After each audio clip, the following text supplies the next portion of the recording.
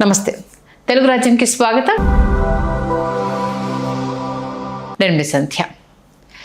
MLC Jeevan Reddy 4 దశాబ్దాలుగా కాంగ్రెస్ పార్టీలో సేవలు అందిస్తూ తనకంటూ ఒక ప్రత్యేక పంథాను ఏర్పరచుకొని ఎన్ని ఆటుపోట్లు వచ్చినా కాంగ్రెస్ పార్టీని వదలకుండా ఆ పార్టీతో కొనసాగుతున్న వ్యక్తి. కానీ ఎవరికైనా ఏదో టైంలో గడ్డుకాలం రాక తప్పదు. ఒక్కొక్కసారి మన ఉనికి ప్రశ్నార్థకమైనప్పుడు ఖచ్చితంగా మన మీడియాని నిరూపించుకోక తప్పదు అన్న పరిస్థితిని ప్రస్తుతం ఎమ్మెల్సీ జీవన్ రెడ్డి గారు ఎదుర్కొంటున్నారు. సొంత పార్టీలో ఆయనకు ప్రాధాన్యత లేదు అన్న విషయంతో పాటు పక్క పార్టీ నుంచి వచ్చిన వాళ్లకు పెద్దపీట వేస్తున్నారు అన్న ఆవేదన ఆయనను ఒకంత కన్నీటి పర్యంతం అయ్యేలా చేశాయి. పోనీ మంత్రి పదవి వస్తుందని ఆశించారు, అది రాలేదు. మొన్న జరిగిన రాజ్యసభకు సంబంధించి కూడా పోటీ పడ్డారు, దాంట్లో కూడా లెక్క చేయలేదు. అసలు ఆయన ఏ చెప్పినా అక్కడ చెల్లుబాటు అవ్వట్లేదు అంటూ ఆవేదన వ్యక్తం చేస్తున్నారు. అసలు ఎమ్మెల్సీ జీవన్ రెడ్డి గారి రాజకీయ ప్రయాణం ఎక్కడ మొదలైంది, ప్రస్తుతం ఆయన ఎదుర్కొంటున్న పరిస్థితులు ఏంటి, మరి త్వరలో బీఆర్ఎస్ కండువ కప్పుకోబోతున్నారంటూ వార్తలు అయితే వస్తున్నాయి. మరి జీవన్ రెడ్డి గారి గురించి, ఆయన రాజకీయ ప్రస్థానం, ప్రస్తుత పరిస్థితి గురించి పూర్తి ఇన్ఫర్మేషన్ తెలుసుకునే ప్రయత్నం చేద్దాం. దీనికి సంబంధించి మనతో మాట్లాడడానికి చరిత్రకారులు, రాజకీయ విశ్లేషకులు చిల్లగడ్డ శ్రీకాంత్ గారు మనతో ఉన్నారు. ఆయన అడిగి మరింత సమాచారం. శ్రీకాంత్ గారు నమస్తే. నమస్కారం సంధ్య గారు. 4 దశాబ్దాలు అంటే ఉమ్మడి ఆంధ్రప్రదేశ్ నుంచి కూడా జీవన్ రెడ్డి గారు కాంగ్రెస్లో కొనసాగడము అన్నది మనం ఇక్కడ చూస్తున్నాం. ఒక్కసారి ఆయన గురించి చెప్పాలంటే ముందుగా ఏం చెప్తారు? మీకు మనం మాట్లాడుకుంటూ తెలుగుదేశంలో చంద్రబాబు నాయుడు గారి కంటే సీనియర్లు అయినటువంటి నాయకుల గురించి మాట్లాడుకున్నాం కదా. అవును. అలా ఆ సీనియర్ నాయకుల్లో జీవన్ రెడ్డి గారు కూడా ఒకరు. ఓకే.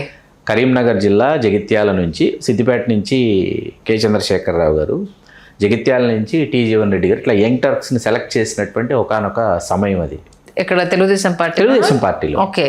జీవన్ రెడ్డి గారు ఫస్ట్ తెలుగుదేశం పార్టీలో ఆయన ఎక్సైజ్ మినిస్టర్ రామారావు గారి క్యాబినెట్ లో జీవన్ రెడ్డి గారు 83లో 82 ఎన్నికల్లో గెలిచి 83 రామారావు గారి క్యాబినెట్ లో మీకు చంద్రశేఖరరావు గారు ఆ ఎన్నికల్లో ఓడిపోయారు.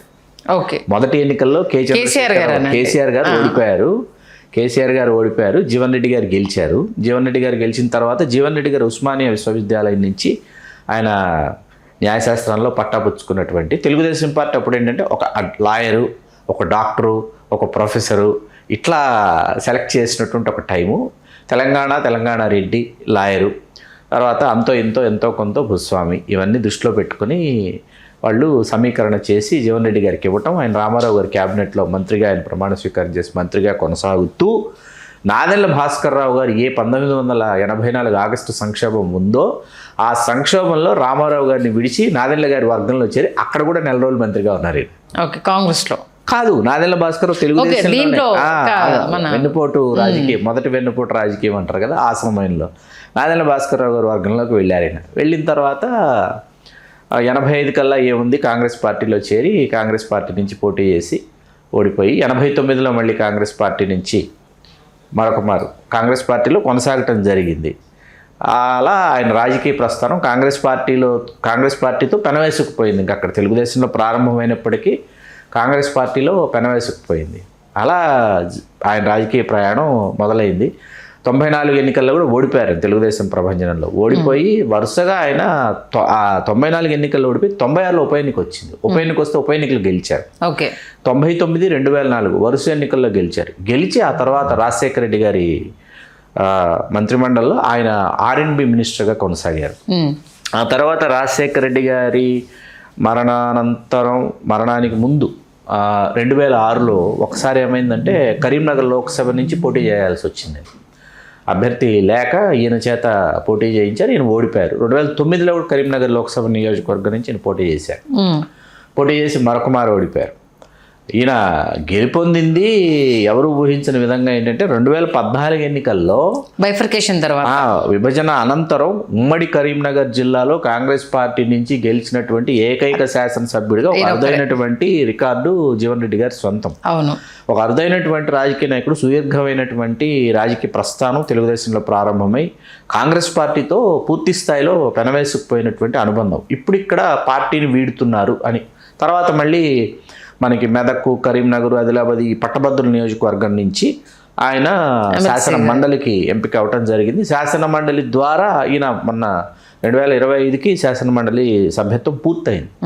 పూర్తవడానికి ముందు ఈయన మంత్రివర్గంలోకి తీసుకుంటారు అని చాలా ఈయన ఆశలు పెట్టుకున్నారు. ఆశలు అడియాశలు అయినాయి. తర్వాత మీరు ఇందాక అన్నట్టు రాజ్యసభకి నామినేట్ చేస్తారేమో, ఆ పేరు పరిశీలనలో తుది జాబితా షార్ట్ లిస్ట్ అంటారు, అందులో అయినా తన పేరు ఉంటుందని ఆయన ఆశించారు. అది సాధ్యపడలేదు. ఇక్కడ ఎందుకు వీళ్ళందరినీ పక్కన పెడుతున్నారు అనేటటువంటి విషయాన్ని మనం పరిగణలోకి ఒకసారి తీసుకుంటే, ఇదంతా రేవంత్ రెడ్డి మార్క్ రాజకీయం అనమాట. రేవంత్ రెడ్డి గారు ఏం చేస్తున్నారంటే, కాంగ్రెస్తో పూర్తి స్థాయిలో ప్రయాణం చేసి కాంగ్రెస్ పార్టీలో విపరీతమైనటువంటి గుర్తింపు గౌరవాలు పొందినటువంటి చాలామందిని ఆయన పక్కన పెడుతున్నటువంటి విషయం మనకు సుస్పష్టంగా అర్థమవుతుంది. అందులో ముందు మీకు రేవంత్ రెడ్డి గారు ఎన్నికల సమయంలోనే వరంగల్లో మీకు పొన్నాల లక్ష్మయ్య గారిని పక్కన పెట్టిన విషయం మనం ఇక్కడ గుర్తుపెట్టుకోవాలి. ఓకే, భూపాల్ రెడ్డి గారిని ఇంకొక అభ్యర్థిని తీసుకొచ్చి పొన్నాల లక్ష్మయ్య గారిని పూర్తి స్థాయిలో పక్కకు తప్పించి, ఆ సమయంలో పొన్నాల లక్ష్మయ్య గారు ఆయన నిశ్శబ్దంగా ఉండిపోయినా చాలా బాగుండేది. ఆయన ఇంటికి కేటీఆర్ గారు వెళ్ళి మరి ఆయన్ని బారాసాలో చేర్చుకుని చేస్తే ఇప్పుడు చేరకుండా ఉంటే ఒక గౌరవం, ఒక మర్యాద కాంగ్రెస్ పార్టీలో పెద్ద దిక్కులో ఒక పెద్ద ఆయన సీనియర్ వి హనుమంతరావు గారు ఎట్లా ఒక senior and sincere person to Congress party అన్నది గౌరవాన్ని నిలబడి ఉండేది. వీళ్ళందరికీ ఏంటంటే కాంగ్రెస్ పార్టీలో మేము ఎంతో కొంత అచీవ్ చేసినటువంటి అచీవర్స్. మరి ఈ అచీవర్స్ అందరూ ఏంటంటే, ఈ పీఠం ఏదైతే పీసీసీ పీఠం ఉందో, లేకపోతే ముఖ్యమంత్రి పీఠం మీద ఆసీనులు కావడానికి ఉన్నటువంటి ఇతరత్ర సమీకరణాలు ఏవైతే ఉన్నాయో, ఆ సమీకరణాలన్నీ ఎందుకు వెళ్ళి మీరు కాంగ్రెస్ అధిష్టానంతో మీరు మాట్లాడి మేము హెవీ వెయిట్స్ బాహుబలులు మేము సాధించుకుని వస్తామని మీరు ఎందుకు చెప్పలేదు? ఆ పని రేవంత్ రెడ్డి గారు చేసుకోగలిగారు. కేంద్రం అధిష్టానం నుంచి, కాంగ్రెస్ అధిష్టానం నుంచి ఆర్థికపరమైన వెన్నుదన్ను కానీ ఏమీ అవసరం లేదన్నారు ఆయన. ఇక్కడ మొత్తం వ్యవహారాలు మేమే చూసుకుంటాము, మేమే పార్టీని అధికారంలోకి తీసుకొస్తాము. సోనియా గాంధీ గారికి కేసీఆర్ గారి మీద ఎక్కడ ఆవిడ పూర్తి స్థాయిలో ఆవిడ ఉగ్రరూపం దాలుస్తారంటే, మీకు గుర్తుండుంటే సంధ్య గారు 2014లో కేసీఆర్ గారు ఢిల్లీకి వెళుతూ ఆంధ్రప్రదేశ్ నుంచి వెళుతున్నా తెలంగాణలో అడుగు పెడతా తిరిగి అని చెప్పి వెళ్ళారు. మీకు ఆంధ్రప్రదేశ్ నుంచి ఢిల్లీకి వెళుతున్నా తిరిగి అడుగు పెడితే తెలంగాణలో అడుగు పెడతా అని వెళ్ళారు ఆయన. అంటే స్పష్టంగా తెలియజేసేశారు రాష్ట్రం విడిపోతుందన్న విషయం చెప్పి వెళ్ళారు. వెళ్ళిన తర్వాత అక్కడ మూజువాణి ఓటుతో లోక్సభలో తెలంగాణ బిల్లు ఆమోదం పొందిన వెంటనే ఇక్కడ మిన్నంటిన సంబరాలు. అక్కడ ఎందుకు వాళ్ళు మేము మూజువాణి ఓటుతో, అసలు it's very very very unfortunate అనమాట, మూజువాణి ఓటుతో బిల్లు దానిని ఆమోదింపజేయడం అనేది దానిని చాలా బాధాకరమైనటువంటి విషయం. సరే, రాష్ట్రం విడిపోయింది, అన్నదమ్ములాగా కలిసి ఉందాం అనుకుందాం, అది వేరే విషయం. కాసేపు పక్కన పెడితే, మన ఎమోషన్స్ని పక్కన పెడితే, రాష్ట్రం విడిపోయింది, ఇప్పుడు అక్కడ ఇక్కడ ప్రభుత్వాలు ఏర్పడ్డాయి, ముఖ్యమంత్రులు వచ్చారు, ప్రభుత్వాలు మారినాయి, అంతా ఓకే. అక్కడ మీకు తెలంగాణ రాష్ట్ర సమితిని కాంగ్రెస్లో విలీనం చేయాలి, చేస్తేనే అనేటటువంటి విషయం సోనియా గాంధీ గారు కేసీఆర్ గారితో స్పష్టంగా చెప్పినటువంటి విషయం ఏంటి? ఖచ్చితంగా ఆంధ్రప్రదేశ్లో అయితే కాంగ్రెస్ రాదు, ఆవిడకి తెలుసు. ఎందుకు? అక్కడ జగన్మోహన్ రెడ్డి గారు 2012 ఉప ఎన్నికలో అప్పటికే వైకాపా యొక్క ప్రతాపాన్ని చూపిస్తున్నాడు. అయితే జగన్ లేకపోతే తెలుగుదేశం వచ్చేటటువంటి పరిస్థితి అక్కడ ఉంటుంది, హోరాహోరీ. తెలుగుదేశం కూడా అప్పటికి ఇంకా బలోపేతం కాల, జగనే వస్తాడనేటటువంటి ఒక ఆలోచనతో, అభిప్రాయంతో అందరూ ఉన్నారు. అటువంటిది విభజిత ఆంధ్రప్రదేశ్ని రెండుగా మనం విభజించేసాం. తెలంగాణ మనం ఇచ్చాం, కాంగ్రెస్ ప్రభుత్వంలో తెలంగాణ వచ్చింది కాబట్టి ఈ తెలంగాణ రాష్ట్ర సమితి కాంగ్రెస్లో విలీనం చేసేస్తే నువ్వే ముఖ్యమంత్రి, నువ్వు చెప్పిన వాళ్ళు మంత్రిమండలిలో ఉంటారు. కాకపోతే కేసీఆర్ గారు చాలా తెలివైన వ్యక్తి కదా, ఆయన ఏమో ఆలోచించారు, కాంగ్రెస్లో విలీనం చేస్తే ఈ భావోద్వేగం అనేది ఉంటుందో ఉండదో? తెలంగాణ రాష్ట్ర సమితి అనేటటువంటి ఆ శబ్దం ఏదైతే ఉందో, ఆ సమయంలో మీకు గుర్తుందో లేదో, మీరు ఎక్కడైనా చూసారో చూడలేదో నాకు తెలీదు, మేము ప్రజారాజ్యం పార్టీ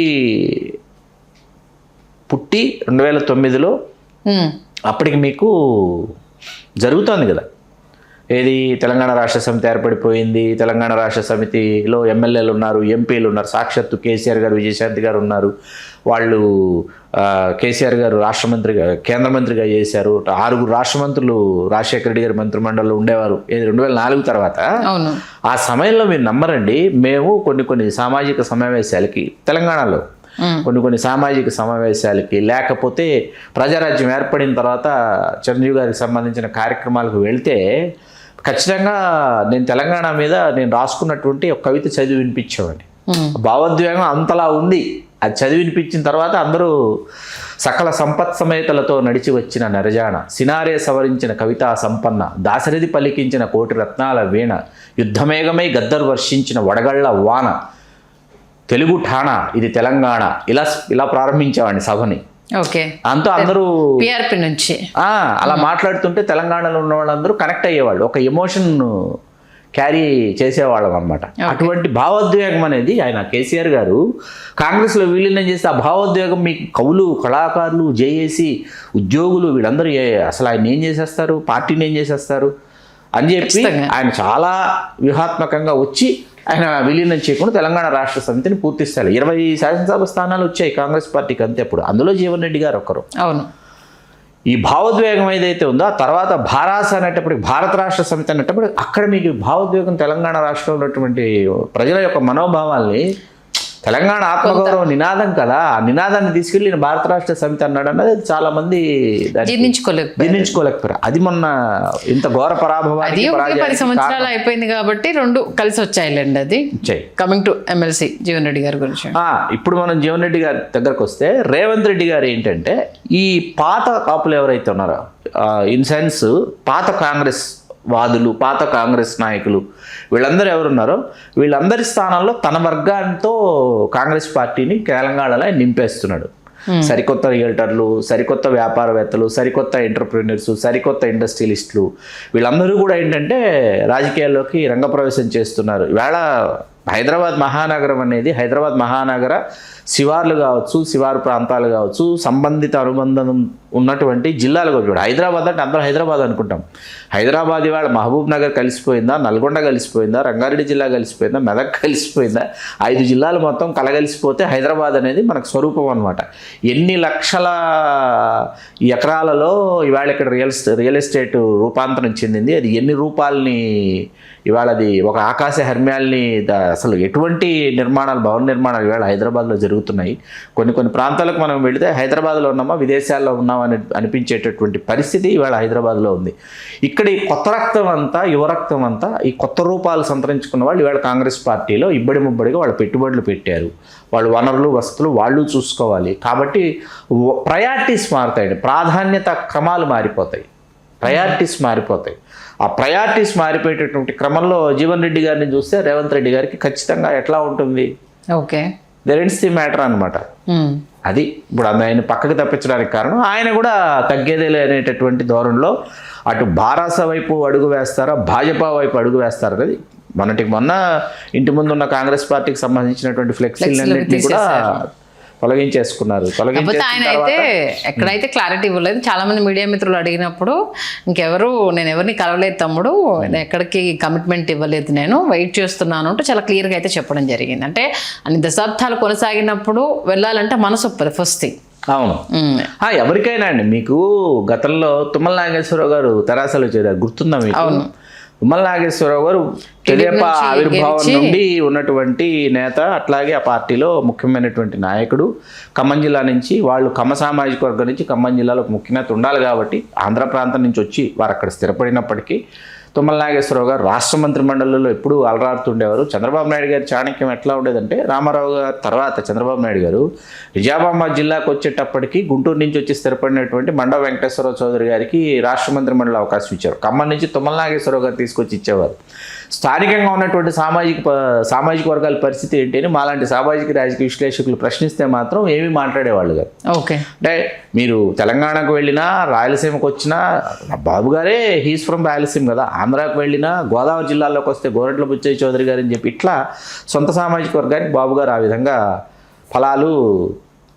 ప్రతిఫలాలు అందించినటువంటి నేపథ్యంలో అక్కడ తుమ్మల నాగేశ్వర గారు ఆయన తెరాసాలో చేరినప్పుడు ఆయన భావోద్వేగానికి లోనవటం, కన్నీటి పర్యంతం అవటం, ఇవన్నీ మనం చూసాం. ఇవాళ ఇప్పుడు తుమ్మల నాగేశ్వర గారు ఏ పార్టీలో ఉన్నారు? కాంగ్రెస్లో ఉన్నారు. మరి ఓకే, అంటే ఇమడడం అనేది చాలా వీళ్ళకు సులువు అంటారు, అంతేనా? రేవంత్ రెడ్డి గారు story screen play directed by Chandrababu Naidu గారు అనేది బహిరంగ రహస్యం. ఓకే, చాలా పెద్ద స్టేట్మెంట్ మరి ఇది. అవును, నేను ఈ స్టేట్మెంట్ వెనక్కి తీసుకోవటం లేదు, తీసుకోను కూడా. ఓకే, ఆయన కాంగ్రెస్ పార్టీ కండువా కప్పుకున్న కాంగ్రెస్ పార్టీ ముఖ్యమంత్రి అయినప్పటికీ మొన్న మీకు తెలుగుదేశం పార్టీ మరి రేవంత్ రెడ్డి గారి నాయకత్వంలో మీకు కాంగ్రెస్ పార్టీ ఇక్కడ ఎన్నికలకు వెళ్ళిన నేపథ్యంలో మొన్న జరిగినటువంటి 23 ఎన్నికల్లో మరి ఇక్కడ ఉన్నటువంటి తెలుగుదేశం పార్టీ నాయకులు, చంద్రబాబు నాయుడు గారి సామాజిక వర్గం, చంద్రబాబు నాయుడు గారి సామాజిక వర్గానికి చెందినటువంటి వ్యాపారవేత్తలు, రియల్టర్లు వగైరా వగైరా వాళ్ళందరూ ఓపెన్ స్టేట్మెంట్ ఇచ్చి మరి రేవంత్ రెడ్డి గారిని గెలిపించినటువంటి విషయాలు మొన్నటికి మొన్న కమసంఘం వాళ్ళు మీటింగ్ పెట్టుకుని రేవంత్ రెడ్డి గారిని సన్మానించినటువంటి విషయం మీరు మర్చిపోతే ఎట్లా మీరు? ఓకే, రీసెంట్లీ మూలం అక్కడే కదా, అంత మాత్రాన వాళ్ళ త్రూ ఓట్ పనిచేస్తున్నారు అని అనడానికి లేదు కదా. నోటు కేసులో రేవంత్ రెడ్డి గారు గుర్తుందో లేదో మీకు వెళ్ళి స్టీఫెన్సన్ కి అమౌంట్ ఇచ్చిన విషయము ఆ రోజు ఆయన మాట్లాడినటువంటి మాటలు మీకు గుర్తున్నాయి, నాకు గుర్తున్నాయి. నేను ఇక్కడ భవిష్యత్తులో ముఖ్యమంత్రి అవుతాను, ఎందుకు అంటే అక్కడ ఆంధ్రప్రదేశ్లో జగన్మోహన్ రెడ్డి గారితో ఆయనకి ఇది ఉంది, అక్కడ రెడ్డి అనేది అక్కడ ఒదగదు, ఇక్కడ రెడ్డి అనేది ఇక్కడ ఒదుగుతుంది, కాబట్టి ఇక్కడ నేను ఎప్పటికైనా ముఖ్యమంత్రి అవుతాను అనే వర్డ్స్ మనందరికీ గుర్తున్నాయి, మనం మర్చిపోలేదు. మీకు అర్థమైంది కదా. ఇప్పుడు ఇక్కడ ఏంటంటే తెలుగుదేశానికి సంబంధించి చాలామంది కాంగ్రెస్ పార్టీలో సర్దుకుంటున్నారు రేవంత్ రెడ్డి గారి నాయకత్వంలో. ఓకే, అమరావతి ఇంకా ఏర్పడలేదు, అమరావతి ఎప్పుడు నిర్మాణం జరుగుతుందో, అమరావతి అనేటువంటి రాజధాని ఎప్పుడు వస్తుందో, ఏం జరుగుతుందో, ఏమవుతుందో ఇప్పటికీ అదొక మయసభ. ఇంకా ఇప్పటికీ $1 మిలియన్ క్వశ్చన్గానే ఉంది. అక్కడ ఏ నిర్మాణం జరుగుతుందా, జరగదా, ఏం జరుగుతుంది, జరిగితే అయితే ఏమవుతుంది అన్నది ఇంకా పెట్టుబడులు రావాలి. దావోస్కి వెళ్ళారు, దావోస్ నుంచి ఇవి వస్తున్నాయి అవి వస్తున్నాయి అంటున్నారు, అవి ఎంతవరకు వచ్చాయి, ఏమైపోయి ఎవరికి ఏమీ తెలియదు. కానీ ఇప్పుడు తెలుగు రాష్ట్రాలకు సంబంధించి పూర్తి స్థాయిలో అభివృద్ధి ఎక్కడ మీకు కేంద్రీకృతమైంది, ఏ ప్రాంతంలో కేంద్రీకృతమైంది? హైదరాబాద్లో కేంద్రీకృతమైంది.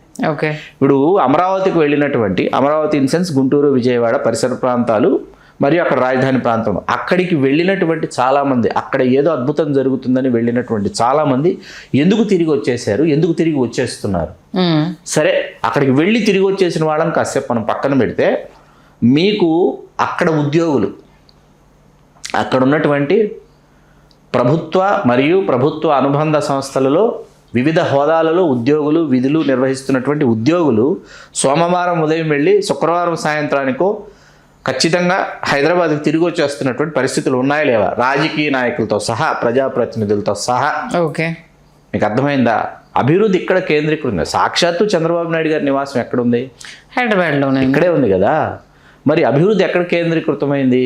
ఇప్పుడు పొన్నాల లక్ష్మయ్య గారు ఉంటే ఏంటి, జీవన్ రెడ్డి గారు ఉంటే ఏంటి, విహెచ్ గారు వస్తే ఏంటి, రాకపోతే ఏంటి రేవంత్ రెడ్డి గారికి? అంటే సీనియర్లకైతే ఉద్వాసన పలకడానికి రంగం అయితే సిద్ధమైపోయింది. ఓకే, దానికి టీడీపీ నుంచి వెళ్ళే బీజం పడుతుంది.